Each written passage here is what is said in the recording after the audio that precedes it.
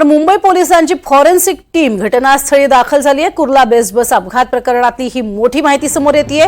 चालक संजय मोरे हा 1 डिसेंबरला चालक म्हणून कामावरती रुजू झाला होता।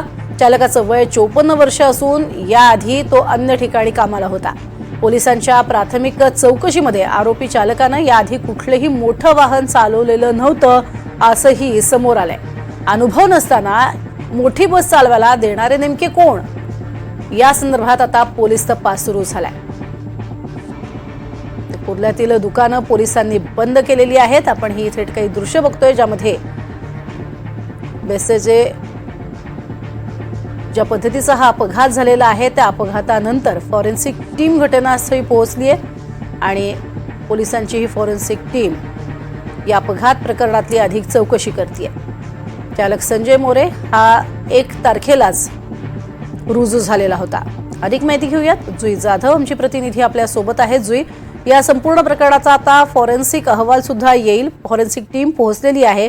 कशा पद्धतीने आता पुढचा तपास होणार आहे आणि नेमकी या सगळ्या घडामोडींसंदर्भात चालकासंदर्भातली जी माहिती समोर येते त्यावरतीही थोडंसं भाष्य कराल? अगदीच आपण प्रज्ञा पाहतोय की काल रात्री 9:30 वाजता ही घटना घडली। एक भरधाव वेगात येणारी बस मार्केट रोडमध्ये घुसली आणि त्यामध्ये जवळपास 20 ते 25 वाहनांचं नुकसान झालं आणि यामध्ये आतापर्यंत 7 जणांचा मृत्यू झालेला आहे।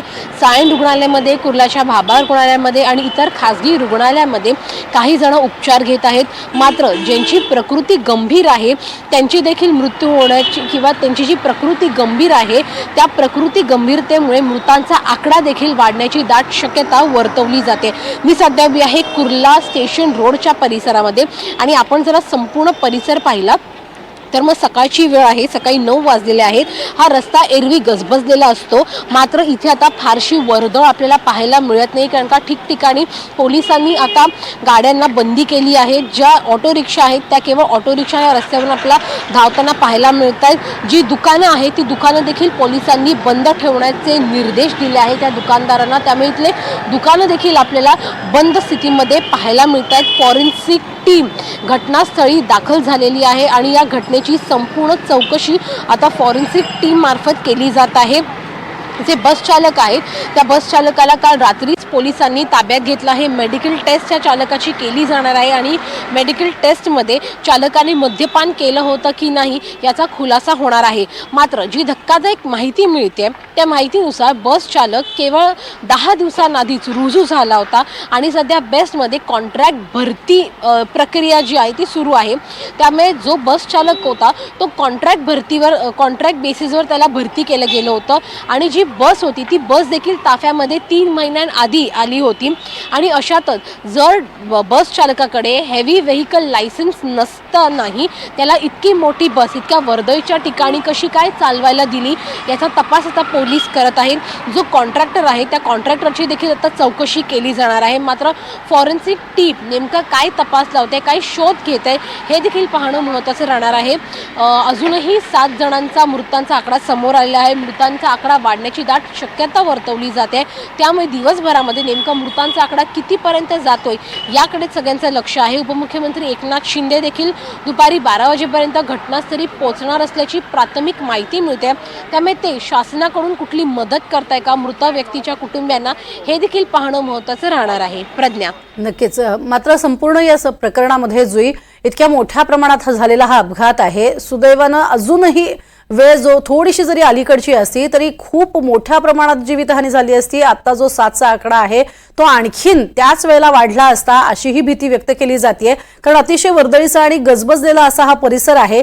या परिसराबद्दल थोडीशी माहिती द्या, कारण चिंचोळे रस्ते सुद्धा या भागामध्ये आपण पाहतो। अगदीच प्रज्ञा, रात्री 9:30ची वेळ होती आणि जरी 9:30ची वेळ असली तरी कुर्ला परिसर असं आहे जे गजबजलेलं असतं। आता देखील मी कुर्ला स्थानकाच्या परिसरामध्ये आहे आणि बहुतांश लोक हे कामावरून जेव्हा येतात तेव्हा आपापल्या कामावर जाण्यासाठी ह्या स्टेशनमधून बाहेर पडतात, कारण का कुर्ला हे एक महत्त्वाचं स्थानक आहे जे हार्बर आणि सेंट्रल लाईन्सला जोडतं। त्यामुळे लाखोच्या संख्येने नागरिक ह्या रस्त्यावरून प्रवास करतात, ह्या स्थानकादरम्यान प्रवास करतात आणि अतिशय वर्दळीचे असे हे रस्ते आहेत। आहेत, मग ते मार्केट परिसर देखील असेल जिथे काल ही घटना घडली। मात्र सुदैवाने जर आपण पाहिलं तर मग बस वेगात होती, भरधाव वेगात होती, बस चालकाचा ताबा सुटला त्या बसवरून आणि त्याने जवळपास 20 ते 25 वाहनांना धडक दिली, थेट फरफटत नेलं। मात्र बस जाऊन थांबली ती एका कंपाऊंड वॉल जवळ, एका बिल्डिंगची ती कंपाऊंड वॉल होती आणि तिथे त्या बसने धडक दिली आणि त्या बसच्या धडकेमध्ये ती कंपाऊंड वॉल देखील तुटली। मात्र सुदैवाने ती बस तिथे थांबली, जास्त नुकसान झालं नाही, कारण का वर्दळीची वेळ होती। जर बस त्या कंपाऊंड वॉलच्या इथे देखील धडकून नसती थांबली तर मात्र हा एक भीषण आणि मृतांचा आकडा देखील वाढला असता, अनेक वाहनांचं देखील नुकसान झालं होतं। मात्र सुदैवाने ती कंपाऊंड वॉलला जाऊन अडकली आणि जी मोठी दुर्घटना घडली असती ती दुर्घटना सुदैवाने टळली गेली आणि आता मृतांचा आकडा जसा 7 वर गेला आहे, भीती व्यक्त केली जाते की आकडा वाढू शकतो। त्यामुळे निश्चितच हा देखील एक गंभीर आकडा आहे। 7चा आकडा म्हणजे काही कमी आकडा नाही आहे। 36 जण अजूनही रुग्णालयामध्ये आपले उपचार घेत आहेत, त्यामध्ये पोलिसांचा देखील पोलीस समावेश आहे। काही पोलीस जे तैनात होते त्या परिसरामध्ये त्यांच्या देखील वाहनांना धडक देऊन ते देखील जखमी झालेले आहेत। त्यामुळे निश्चितच वर्दळीच्या ठिकाणी अनुभव नसलेल्या, हेवी व्हेकल लायसन्स नसलेल्या चालकाला बस चालवायला देणं कितपत योग्य आहे याचा तपास आणि छडा आता पोलीस लावत आहेत आणि पुढच्या कार्यवाहीसाठी पोलीस सज्ज आहेत। प्रज्ञा, नक्कीच जोई, तुझ्याकडनं अधिक माहिती घेणार आहोतच, पण त्याबरोबरीनं आमची प्रतिनिधी भाग्यश्री प्रधान ही सुद्धा कुर्ला बस स्थानकाबाहेरून आपल्या सोबत आहे। भाग्यश्री, कुर्ला बस स्थानकाच्या बाहेर आपण पाहतोय की लोकांची वर्दळ ही रोजची प्रचंड असते, मात्र इथे येणाऱ्या आता सर्वसामान्य नागरिकांची मोठी गैरसोय होत असेल। बेस्टनं नेमका काय निर्णय घेतलेला आहे, प्रशासनाशी काय बोलणं झालंय आपलं? नक्कीच प्रज्ञा, आपण जर बघितलं तर काल झालेल्या ॲक्सिडेंट नंतर आज इकडनं एकही बस सोडण्यात आलेली नाही। ज्या बसेस आहेत त्या मगरहून सोडण्यात येतात। मात्र आपण जर बघितलं तर काल जो ॲक्सिडेंट झाला ते ज्यांनी बघितला ते प्रत्यक्षदर्शी जे आहेत ते आपल्या समोर आहेत, आपल्याशी ते बोलायला तयार आहेत। आपण बघूया की त्यांना विचारूया की काय नेमकं काय झालं होतं। दादा, काय झालं होतं? तुम्ही स्वतः बघितलेलं आहे, नेमकं कसा झालेला ॲक्सिडेंट? काल रात्री 9, 9:30च्या दरम्यान इथून 332 बस भरून निघाली, म्हणजे माणसं नव्हती त्याच्यात, त्यांची स्टाफची पोरं असतील, त्यांची स्टाफचीच पोरं असतील जास्त करून, मला असं वाटतं। ती बस भरलेली पण नव्हती। आणि दुसरी गोष्ट, त्या बसीनं इथं अर्पणपाशी कोणाला तरी घासला, म्हणजे ठोकली गाडी। ठोकल्यावर तो माणूस पडल्यावर तो डायरेक्ट टायराखाली आला।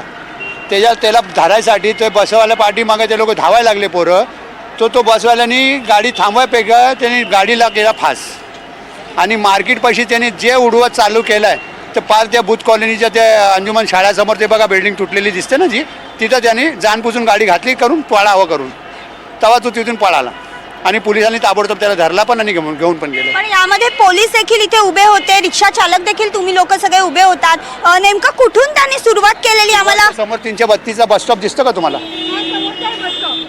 दिसला का? हा पोलीसवाला उभा आहे, बस स्टॉप आहे।